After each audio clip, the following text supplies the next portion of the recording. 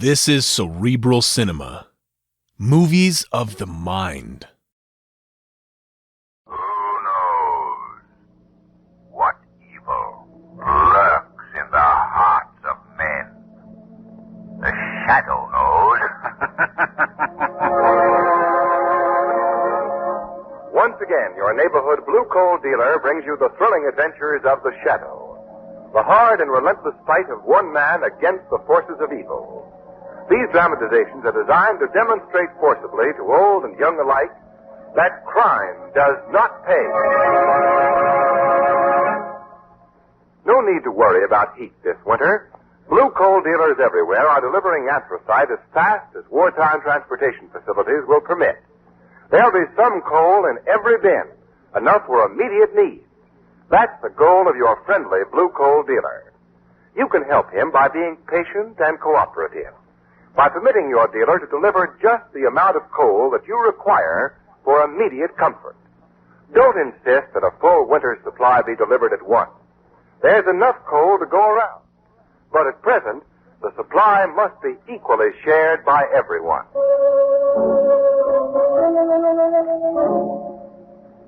The Shadow, mysterious character who aids the forces of law and order, is in reality Lamont Cranston, wealthy young man about town. Several years ago in the Orient, Cranston learned a strange and mysterious secret. The secret of hypnotic power to cloud men's minds so that they cannot see him. Cranston's friend and companion, the lovely Margot Lane, is the only person who knows to whom the voice of the invisible shadow belongs. Today's drama, The Mystery of Madman's Deep.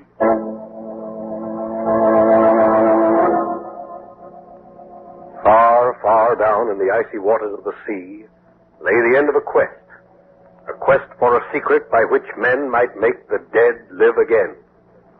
Moving slowly through a deep fog, we follow the narrow road that is to lead to the answer to the mystery of the Madman's Deep. Well, it seems to me the road should have made a left turn here. Only this heavy fog would lift. Oh, Lamont, now don't tell me you're lost. Lost? Why? I know every foot of this country around here. Oh, look out! Huh? See? I was right. The road did make a left turn. If we kept on this way, we'd have gone right over the cliff and into the ocean. How jolly. You know, Margot, we must be rather close to Madman's Deep. Well, whatever Madman's Deep is, I'm sure it must be something quite delightful to stay away from. Years ago, a madman leaped into it from the cliffs there. As his body was never recovered, the legend arose that the waters go down to the center of the earth. Let's get out and have a look around. All right. Yeah, this is the spot, all right. Madman's Deep is somewhere down there in the fog. What was that? It was queer, wasn't it? Sound? Well, Lamont. Yeah, it sounds as if it's down there someplace. Can't see a thing, though. The fog's getting thicker every second. Yes, if you ask me, I'm staying right here until it clears, too. I'm not taking any more chances on you turning right when the road turns left. Oh, say, come to think of it, I know a man who has a home near here. Oh, really? Suppose while we're waiting, we drop in on him. Should be a path leading to the place over this way. Oh, no, wait. I guess it's over this way. Now, look. You sure it isn't over that way? Oh, no. That way would lead down to the beach. Come along. I know this bit of the country perfectly. Who in the world would have a home out here in this bleak place anyway? Oh, he's quite famous. Used to be head of a big perfumery concern in France. Maybe you've heard of him, Pierre Lemaire. Pierre Lemaire? No. The name leaves me colder than this fog. I presume he built his house out here to be close to the sea. They find it a bit gloomy. And what's this Lemaire do? Live in a bat-infested attic and come out only at night? No. He lives with his daughter and a Dr. Pace. Dr. Pace and Lemaire are engaged in biological research. Remember reading in the papers a year or so ago about protozoic extract? That's Lemaire's discovery. Well, not those crazy articles about the stuff that keeps you living forever. Oh, no, they weren't so crazy as they seemed. Oh, Lamont. Lemaire has a rather sound foundation for his theory. Hello? Say, this was the path to the beach after all. Yes, so I see. You can't run the car into the ocean. You're going to walk into it. Oh, and you know every foot of this country. Well, Come on. Why, Miss Lemaire. Oh, it's Mr. Cranston, isn't it? Yes, what's wrong? My father, he's been drowned. Oh, no. Drowned? His yacht was wrecked here in Madman Deep. But when did it I happen? don't know when it happened. My father spent a great deal of time on the boat. He kept it moored here. There was a laboratory. Yes, I know, but what... He'd been working there for about 6 days. This morning when I came down for a walk on the beach, I saw a wreckage floating on the water. Thick furniture. But that doesn't necessarily mean... And the yacht was gone. Setting off depth charges now to see what they can bring up to the surface. Oh, dear, I am so sorry. Miss Lemaire. Miss Lemaire, Sheriff Cunningham and the men of... Oh, my name is Cranston. I'm a friend of Mr. Lemaire. I'm Grover Teague. Mr. Teague was also a friend of my father's. He's a director of the Biological Foundation. Oh, yes. Miss Lemaire, they've found the body. Here they are. Let me see. Let me see him. I wouldn't if I was you, miss. He's been in the water for quite a But spell. I must. I think she's right. You better let her. Oh. No. No, it isn't my father. It's the servant who was with him, Whitley. You might as well take him along, Sheriff. Yes, sir. And the boat did go down. My father's dead. Miss Lemaire, there's nothing anyone can say at a time like this, but your father, during his life, contributed a great deal to science. And his work will go on. The large endowment he made to the Biological Foundation. Endowment? I'm not aware of any endowment he made to the Biological Foundation. Well, I'm simply assuming. I mean, he often mentioned that he intended... No one will know what my father intended until his will has been read. Naturally. I shouldn't even have suggested the matter. May I take you home now? No, I can go by myself. You don't want to go back to that empty house? Dr. Pace is there, and I'd rather walk back alone. Yes, Miss Lemaire, I know how you feel. I don't suppose any of us can do anything. Really. No, nothing. My father's gone down to the bottom of Madman's Deep. And no one ever returns from there.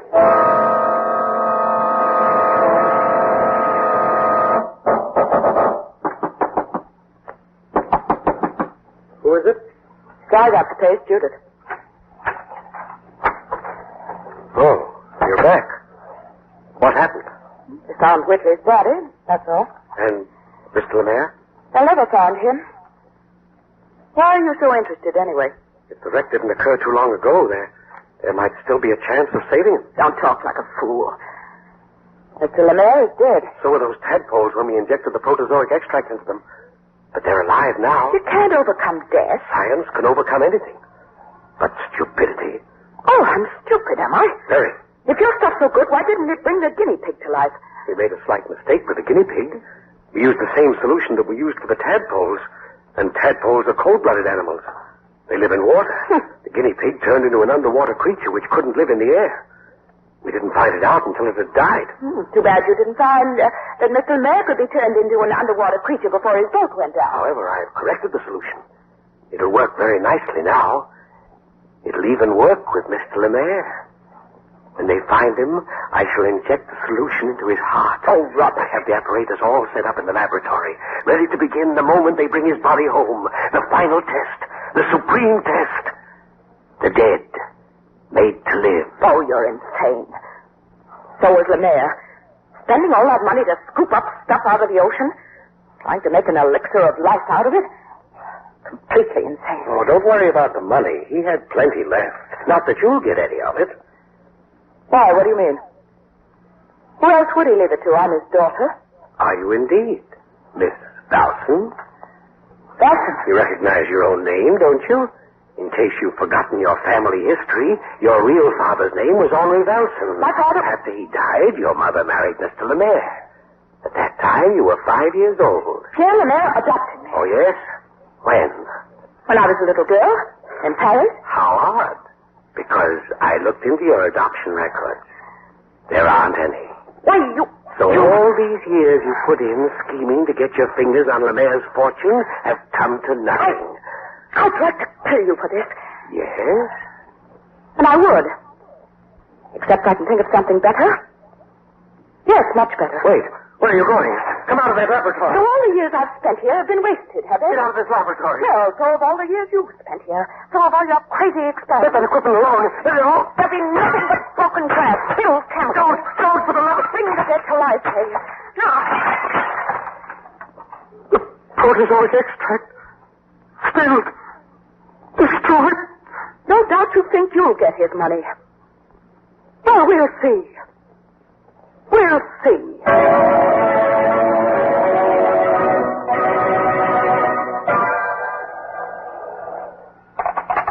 Commissioner Weston speaking. Oh, yes. Tell Mr. Cranston to come on in. Cranston? As a friend of mine, Mr. Teague. I have an appointment with him, if you don't mind. Not in the least, Commissioner. As a matter of fact, I know Mr. Cranston. I met him 4 years ago. Ah. Hello, Mr. Cranston. Remember me? Why, yes, of course. How are you, Mr. Teague? Very well, thank you. It's been some time since we've seen each other. Exactly 4 years. Lemaire was drowned on the 16th of October, 1938. Night his yacht was wrecked in a bad storm. The 16th of October, 1938. Well, it has been a long time. All right, Cranston, what do you know about Lemaire? Oh, nothing except he went down aboard his yacht and his body never has been recovered. I've been telling the Commissioner there have been some new developments. You may recall Dr. Pace. Well, he has produced a letter signed by Lemaire and dated October 1939. October 1939? Well, that's a year after Lemaire's death. Yes. And Pace claims that Lemaire is still alive. What became of him after the boat was wrecked in the storm? Where's he been? Well, perhaps the letter was written before the wreck and simply misdated. Have you yourself seen the letter, Mr. Teague? Oh, yes. Dr. Pace even allowed me to make a photostatic copy of it. I have it right here. Yeah.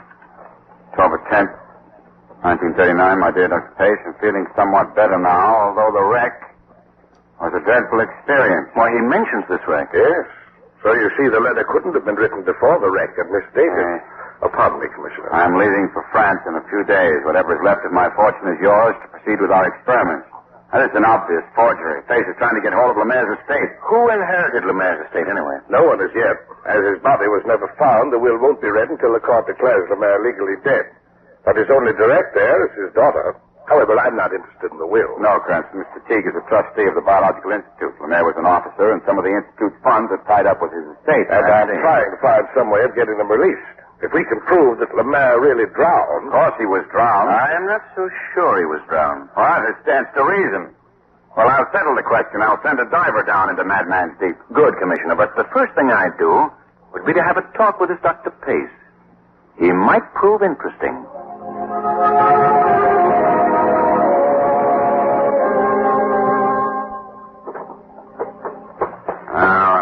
Fellow must be down and out to live in a place like this. I'm beginning to put this case together already. After Lemaire's death, Dr. Pace couldn't find another job, so he schemed up a way to get hold of Lemaire's money. He framed that fake letter and... Yes? Dr. Pace? Yes? I'm Police Commissioner Weston. This is Mr. Cranston. I'd like to talk to you. Why should the police want to talk to me? Merely to get some information, Doctor. About Pierre Lemaire. Oh. Well, come in, please. This is my laboratory. I live here, too. I've been a little pressed for cash lately. I understand you were Mr. Lemaire's assistant, Dr. Pace. 15 years we worked together. We were on the brink of a tremendous discovery. We would have abolished death. Come here, let me show you. They're tadpoles. See them swimming about? Yes. Once they were dead. We restored them to life. That was more than 5 years ago. It's true they never became frogs, but they're still alive. The dead, made to live. In your opinion, Doctor, what happened? The same experiment with the dead guinea pig, but the solution was wrong. The guinea pig turned into an underwater creature. An underwater creature? Yes, we didn't realize it could only remain in the air for short periods. So it died. Then I corrected the solution. But before I could try it, Judith Lemaire spilled the protozoic extract we'd been years in preparing. I could kill her. Dr. Pace. I'm sorry. 15 years of research wasted. I haven't the money to go on with it now. Dr. Pace, when was the last time you saw Pierre Lemaire alive? Mr. Lemaire is still alive. Judith Valson tried to murder him, wrecked his boat. Judith Valson? That's her real name. Valson, not Lemaire. Dr. Pace, we're sending down a diver into Madman's Deep to look for Lemaire's body. But Lemaire didn't drown. He isn't there. He's alive. Well, we'll find out about that anyway. Even if he had drowned, it's been 4 years. There'll be nothing left of him. There'll be enough to determine whether or not he did drown. I thought you might like to cooperate with us. I don't know anything about it. Talk to Judith. She's the one who wrecked the yacht. Ask her. That's an excellent suggestion. We shall ask her. Good evening, Dr. Pace. Evening, Doctor. And thank you. Before we're through with this, I wouldn't be surprised if we had a killer to deal with. Judith Lemaire? Oh, don't be naive. How would a woman wreck a boat? Something a man would figure out. I suspect the man was Dr. Pace. And the motive? He wanted the old man's fortune. He assumed the money would be left to carry on the experiments. Then after he'd killed Lemaire, he became afraid the estate would go to Judith. So he trumped up that fake letter, naming himself as the beneficiary. That's perfectly logical deduction. Even brilliant. Well, thanks. Except that it's 100% wrong. Wrong? I don't think either Judith Lemaire or Dr. Pace wrecked the boat. I don't think either one of them were killers. I'm not even certain Lemaire was drowned. The servant was drowned, wasn't he? If Lemaire was aboard that yacht, he must have been drowned, too. Oh, I feel certain Lemaire was aboard the yacht, all right. In fact, I feel certain that he's still there. What on earth are you talking about? If Lemaire's on the boat, he's dead. A man can't live underwater for 4 years. Cranston, don't tell me you believe that this protozoic stuff could keep a man alive underwater. Well, I might be able to tell you more about that when I come up from the bottom of Madman's Deep. When you come up? Yes. You see, I'm going down with the diver.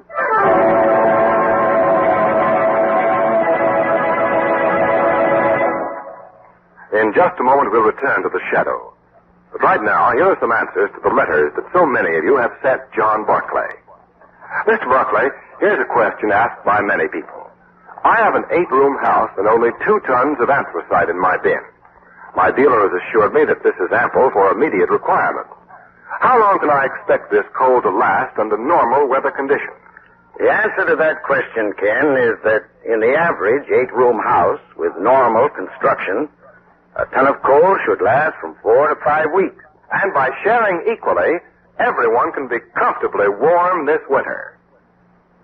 And now, back to the shadow.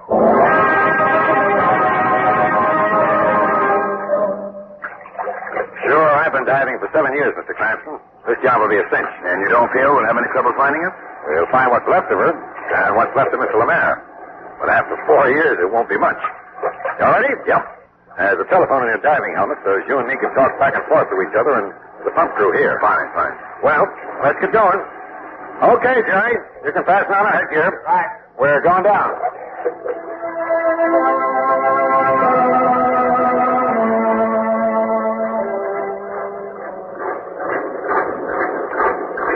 You okay, Mr. Cranston? Yeah. Every kind of pounding in my ears. That's just the air pressure.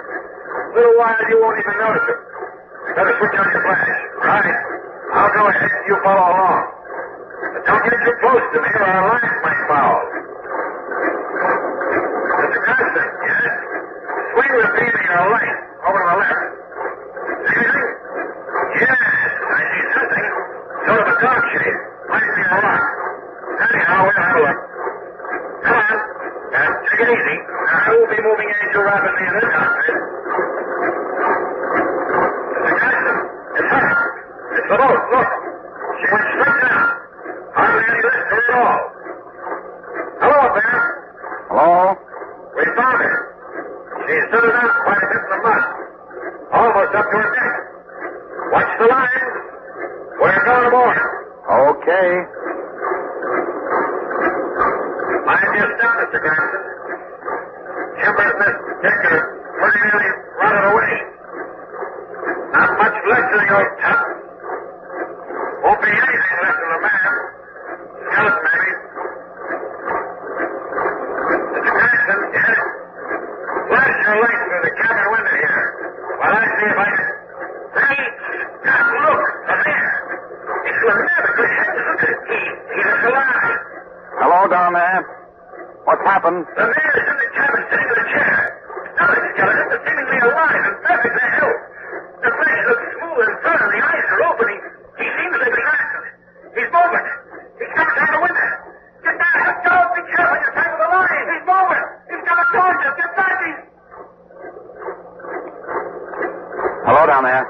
Hello? Cranston, Richard. Answer us. Hello? Hello, answer us.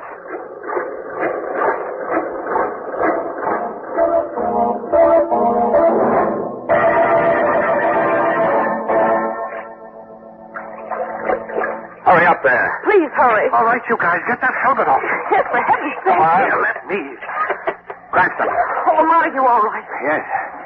Yes, I'm quite all right. Well, where's Richard? Oh, right here, Mr. Cranston. I guess I sort of messed things up. Tangled the lines and busted one of the phone cables. What on earth happened down there? Well, Commissioner, it was one of the most curious sights I've ever witnessed. But what happened? Chemical reaction you probably wouldn't find occurring anyplace else on Earth. Yes, but... Well, then it might have been the extremely low temperature that caused it. Will you please tell me... Lemaire's body was completely preserved. The guy actually walked. What? Well, not actually. When the water was agitated, it caused the body to move. But Lemaire is dead, all right. Shot in the back. What did I tell you? It was murder. And after Lemaire was shot and killed, the sea cocks were open and the boat was sunk. And that letter which Dr. Pace had was a forgery. Of course. Just as you summarized. He was trying to get hold of Lemaire's fortune. Well, in 1 hour from now, I'll have Dr. Pace under arrest for murder. Oh, but it wasn't Dr. Pace who killed Lemaire. Well, Lamont, then who did? Say, you mean Lemaire's daughter? No, it wasn't Judith Lemaire out there. Come now, Commissioner. You're guessing.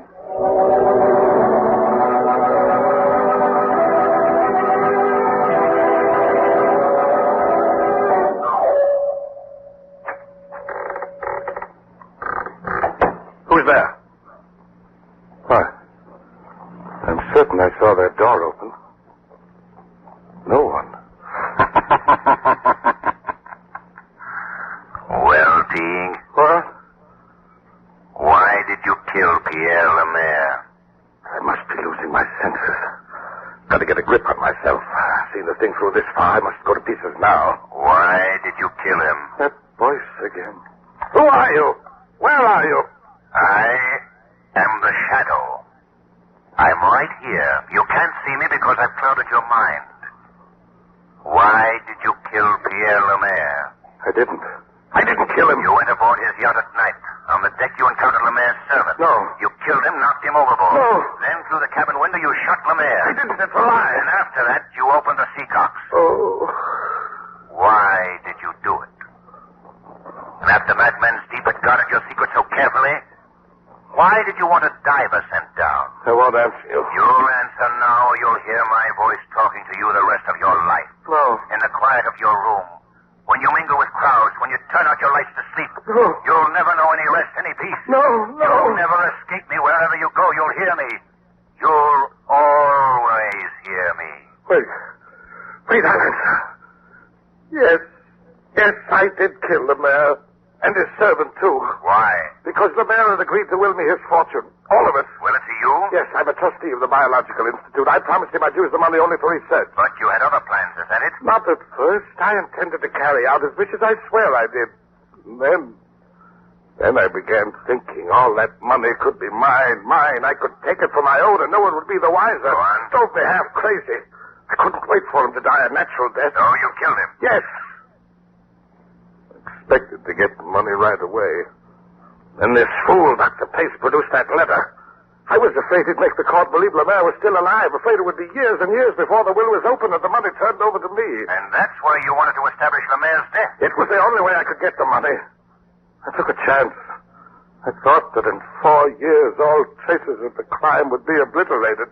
Nothing left of Lemaire but a few bones. Well, now you know why I did it. Now you know.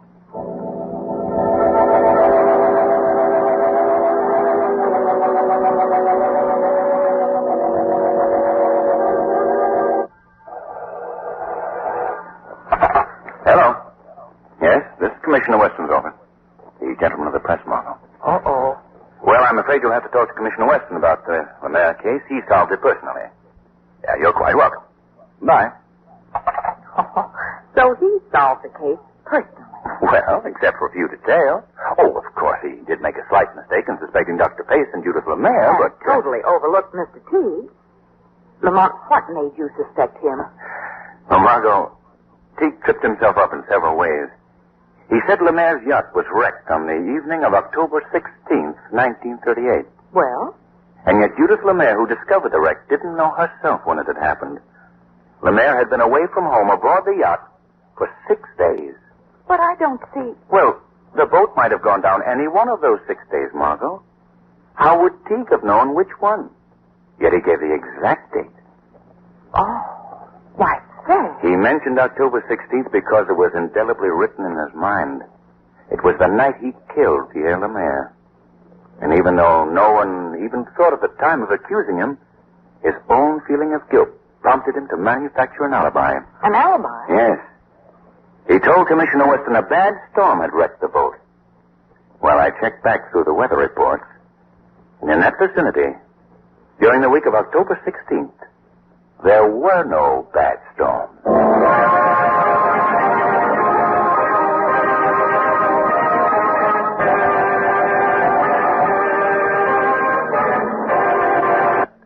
And now here's Blue Coal's heating expert, John Barclay.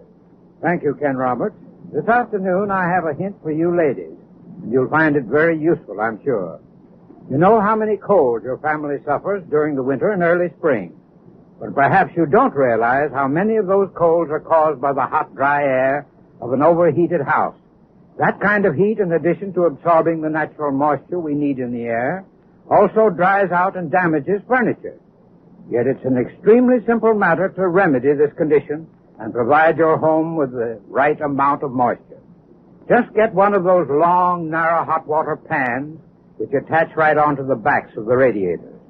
They're designed to hang out of sight, and the water they contain is gradually evaporated by the radiator heat, and so provides the needed moisture in the room. You'll find that these pan humidifiers really do a wonderful job of keeping rooms far more comfortable with helpful moisture.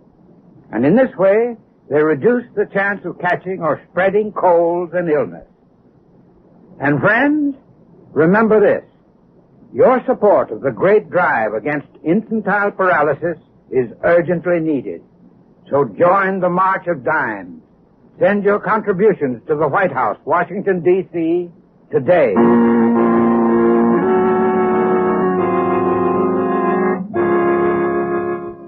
Today's adventure is based on a story copyrighted by the Shadow magazine. All the characters and all the places named are fictitious.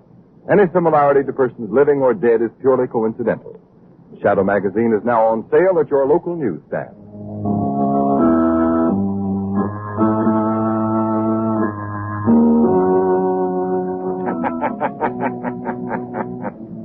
The weed of crime bears bitter fruit. Crime does not pay. The Shadow knows. Next week, same time, same station, Blue Coal, America's finest anthracite, will again present another thrilling adventure of the Shadow. Be sure to listen and be sure to burn Blue Coal, the solid fuel for solid comfort.